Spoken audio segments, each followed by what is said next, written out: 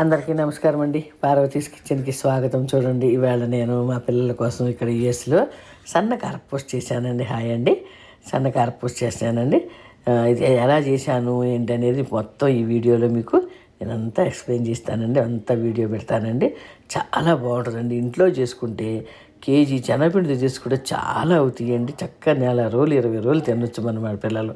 ఓకేనండి, ఇది ఎలా చేశాననేది అంతా మీకు నేను చూపిస్తానండి. చూసి చక్కగా చేసుకోండి. అందరూ హెల్తీగా ఉంటుందండి మనం చేసుకున్న కారపూస. ఓకేనండి, ఇదిగోండి ఇలాగా మనం జల్లెడలో మామూలు జల్లెడైనా ఇచ్చిన పర్వాలేదు. 2 గ్లాసులు శనగపిండికి కప్పు అయినా గ్లాస్ అయినా 2 గ్లాసులు శనగపిండి, 1 గ్లాసు బియ్యం పిండి. అలాగా మీకు ఎన్ని గ్లాసులు అంటే అన్ని గ్లాసులు. నేనైతే కొంచెం ఎక్కువ చేశానండి. పిల్లలు కొంచెం ఇష్టంగా తింటారండి. దీంతో 2 గ్లాసులేమో శనగపిండి, 1 గ్లాసు బియ్యం పిండి. అందులో ఉప్పు, కారం, ధనియాలు, వాము కూడా అండి పొడి చేశానండి మిక్సీలో. వాము పొడి, పసుపు, కొద్దిగా కారం మీకు తగ్గట్టుగా మీకు ఎంత ఇష్టమైతే అంత స్పైసీ లెవెల్స్ ఎలా కావాలంటే అలాగా సాల్ట్, కారం అన్నీ మీకు నచ్చినట్టుగా వేసుకొని కొంచెం ఇలా జల్లించామనుకోండి. సన్న కారపూసక మాత్రం జల్లించాలండి. అవి సన్నగా ఉంటాయి కదా హోల్స్, అందుకని. లేకపోతే అవసరం లేదు. మిక్సీలో చక్కగా వాము కూడా మిక్సీలో వేసి పొడి చేసుకోవాలండి. ఓకేనండి, ఇది కాసి చల్లార్చిన నెయ్యి అనమాట అండి. ఈ నెయ్యి చక్కగా 4 స్పూన్లు వేసేసి, నేను ఒక 6 గ్లాసులు చేస్తున్నాను, 6 కప్పులు చేస్తున్నాను కదా, అందుకని కొంచెం ఎక్కువ వేసానండి. మీరు కూడా అలాగే మీ క్వాంటిటీని బట్టి వేసుకోండి. వేసుకుని ఈ నెయ్యి, ఈ ఉప్పు, కారం ఇవన్నీనండి ఫస్ట్ పిండికి బాగా పట్టించాలండి. పట్టించేసిన తర్వాత నీళ్లు పోయాలన్నమాట. కొంచెంగా నీళ్లు పోసుకుంటూ ఇది చూసారు మిక్సీలో వేసి నేను మిక్సీ పట్టాను వాముని. ఓకేనండి, అప్పుడు బాగుంటుంది అనమాట. వాము మిక్సీ వేస్తే మీకు ఫ్లేవర్ బాగుంటుంది. చక్కగా చేసుకుంటానికి కూడా ఇబ్బంది ఉండదు అనమాట.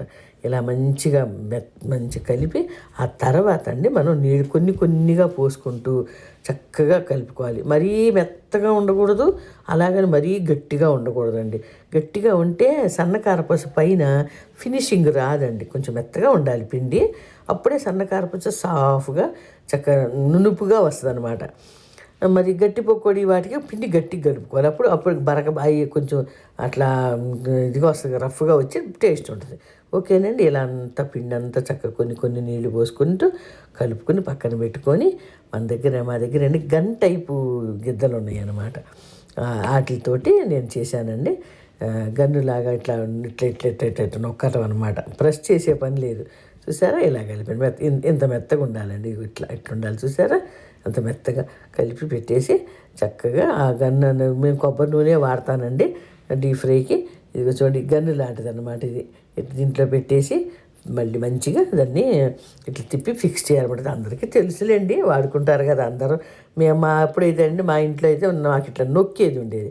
ఇలాగండి మీరు నూనెలో వేసుకుంటే వేడి వస్తుంది అనుకుంటే ఆ గరిటిని ఫస్ట్ నూనెలో ఒకసారి పెట్టి తీయాలి. తడిపి నూనె ఉంటే కళాయిలో చక్కగా తొందరగా పడుద్ది అనమాట.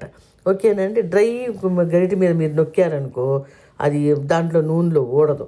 ఓకేనండి, ఇదిగో చూడండి ఇట్లా చేశాను నేను. మళ్ళీ ఎలా నొక్కుతున్నాను, ఎలా ఏపుతున్నాను కూడా మీకు వివరంగా మళ్ళీ చూపిస్తాను. చూడండి, చక్కగా వస్తాయండి. ఇట్లా చక్రాలు వేసుకుంటే పిల్లలు ఒకటి ఇచ్చామంటే ఖుషి అవుతారనమాట. నూనె మంచిగా కాగింది కదండి, మంచిగా కాగినప్పుడే వేయాలన్నమాట. ఇట్లా మంచిగా వేయంగానే అట్లా రావాలన్నమాట. నూనె బాగా కాగిన తర్వాత కొంచెం స్టవ్ తగ్గించుకొని వేసుకోవాలి. ఇలా గరిటె మీద వేసుకోవచ్చు ఏమండి, లేదంటే పెద్ద చక్రంలాగా ఒత్తుకుని తర్వాత దాని ముక్కలు కూడా చేసుకోవచ్చు. మీకు ఎలా కావాలంటే అలా చేసుకోండి. నేను 2 విధాలుగా చేశాను అనమాట. ఫస్ట్ వేసింది మాత్రం చిన్నగా కొంచెం కారపూస వేసి కళాయి చుట్టూ తిప్పి స్టవ్ మీద పెడతామండి మేము. ఎందుకంటే అలా పడితే మనకి ఏ కాలకుండా ఏ అపాయాలు జరగకుండా ఉంటుంది. దేవుడికి అది నైవేద్యం అనమాట స్టవ్కి. ఓకేనండి, స్టవ్కి పూజ చేసి వంట చేసుకుంటాం అనేది మన హిందూ సాంప్రదాయం. అది అలాగే చేస్తాను నేను. రోజు కూడా స్టవ్ వెలిగింగానే ఫస్ట్ ఒకసారి దండం పెట్టుకొని వంట చేసుకుంటామండి. పాలే కాయని, అన్నమే వండని, ఏదన్నా చేయని ఇలా నొక్కేసుకుని చక్కగా చూడండి ఎంత బాగా వచ్చినాయి. చూసారా, చాలా బాగా వచ్చినాయి అనమాట. ఇట్లా వేయటం కూడా అందుకే మీకు చూపిస్తున్నాను. చూడండి, ఫస్ట్ అదిగోండి చక్కగా చూడండి ఎంత గుల్లగా వచ్చినాయి అంటే ఇది తీసి చూపిస్తా చూడండి మీకు. ఇట్లాంటి చూడండి కొరకొర ఎంత బాగా చూడండి. ఆ నోట్లో వేసుకుంటే కరిగిపోయేటట్టుగా ఉన్నాయి. చాలా టేస్ట్గా కూడా బాగున్నాయండి. ఒకటి ఇచ్చేసాం అనుకో పిల్లలకి గిన్నెలో పెట్టి చక్కగా ఇష్టంగా తింటారు ఆడుకుంటూ. ఇట్లా అనమాట. మీడియం మంట మీద కాల్చుకోండి. ఎందుకంటే మరీ హై పెట్టామనుకోండి పైన కలర్ వచ్చేస్తుంది, లోపల ఉడకదన్నమాట. అట్లా అనమాట మంచిగా. కొంతమంది అయితే సగం వేగిన తర్వాత తీసి మళ్ళీ సెకండ్ ట్రిప్ వేసుకుంటారు. అలాగ కూడా వేసుకోవచ్చు. హాఫ్ వేగిన తర్వాత తీసి పెట్టండి. తీసి పెట్టి మళ్ళీ డబల్ టైము మళ్ళీ వేపుకోండి. అలాగైనా చేసుకోవచ్చు. నేను అట్లా చేయనండి. ఎందుకంటే హై ఉన్నప్పుడు తగ్గించేసి వేసుకుంటా. మీడియం మంట మీద సన్న మంట మీద వేపుతాను. అప్పుడు నిదానంగా ఎగుతాయి, మంచిగా లోపల వరకు ఎగుతాయి, కలర్ కూడా బంగారు రంగు వస్తాయి అన్నమాట, మాడకుండా. ఇలా కొద్దిగా ఓపికగా వేపుకుంటే చాలా బాగుంటాయండి. 20 రోజులైనా నెల రోజులైనా ఏం పాడవ్వండి. మా మనవాళ్ళకి మనవరాళ్ళకి నాకు వచ్చిన రెసిపీలన్నీ ఒక్కొక్కటి చేసి చూపిద్దాను. అన్నీ చేస్తున్నానండి. ఈ కారపూస మరి ఇంతకుముందు చేశాను, గట్టి పకోడీ చేశాను, పల్లీలు పట్టి చేశాను, నువ్వుల లడ్డూలు చేశాను, డ్రై ఫ్రూట్స్ లడ్డూలు చేశాను, సున్నుండలు చేశాను. అవన్నీ మీకు ఒక్కొక్కటి మీకు అప్లోడ్ చేస్తాను. ఇది చూసారు, మొత్తం ఇట్లా గిద్ద మొత్తం 2 సార్లుగా నొక్కేసాను అనమాట.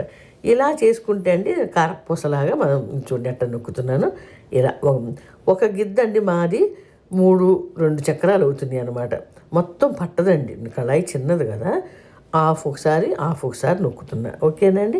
ఇలా మెల్లిగా తిప్పుకుంటూ చాలా ఈజీ అండి. దీంట్లో కారపూస చేసుకోవటం చాలా ఈజీ అనమాట. జాగ్రత్తగా ఆ కింద బెళ్ళను కరెక్ట్గా ఫిక్స్ చేసుకోండి, పైన కూడా కరెక్ట్గా ఫిక్స్ చేసుకోండి.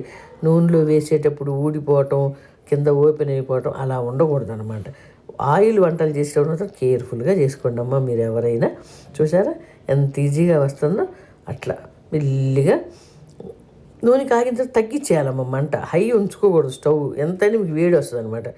అట్లా అంత మొత్తం 2 సార్లతోటి గిద్ద అయిపోతుంది. ఇక మళ్ళీ మంట కూడా సారు చూడండి ఎంత బాగా వేగుతుందో చూసారా. నిదానంగా సగం అటు సైడ్ వేగిన తర్వాత ఇటు తిప్పుకోవాలన్నమాట.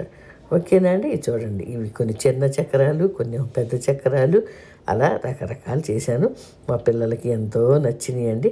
చాలా టేస్ట్ ఉన్నాయి. పప్పు అన్నంలో నంచుకున్న, పచ్చడి అన్నంలో నంచుకున్న చాలా బాగుంటాయి. ఈ వీడియో నచ్చితే లైక్ చేయండి, మీ ఫ్రెండ్స్కి షేర్ చేయండి, నా ఛానల్ని సబ్స్క్రైబ్ చేసుకోండి. పార్వతీస్ కిచెన్. ఓకేనా అండి.